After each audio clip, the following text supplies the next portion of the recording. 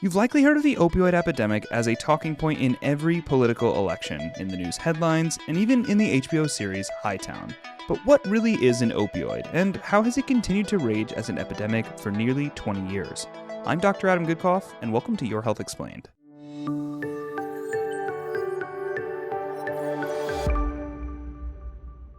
An opioid is a class of alkaloid drugs that binds to a series of receptors in our bodies known as mu, kappa, and delta receptors. These receptors are responsible for our pain response. The problem is that they are nonspecific, meaning that they can also cause euphoria through the release of chemicals known as dopamine.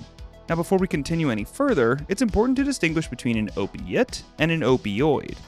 An opiate refers to a subclass of natural opioids, such as heroin, morphine, or codeine, whereas an opioid, on the other hand, refers to the umbrella term that consists of all natural, synthetic, and hybrid varieties.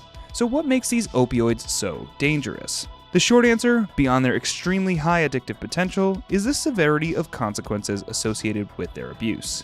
However, they do share a common reward effect, dependent upon dopamine, a chemical associated with feelings of pleasure.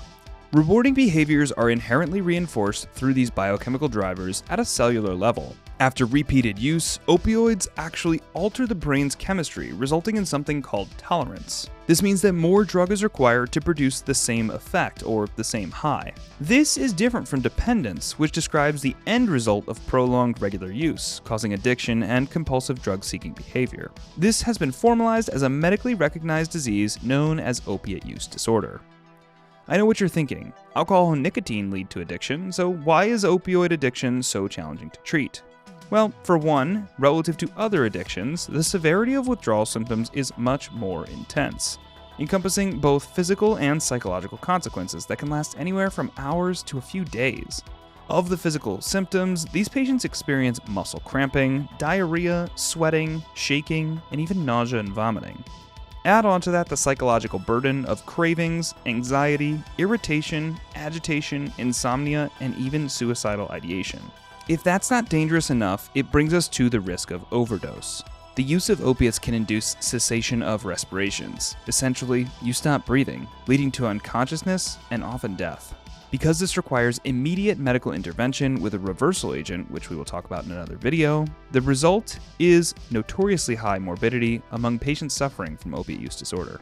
While opioid medications can be a miracle for severe pain, they are a double-edged sword that can easily lead to misuse and addiction. This is the first part in our opiate use disorder series, so be sure to give this video a thumbs up and click subscribe to have your health explained.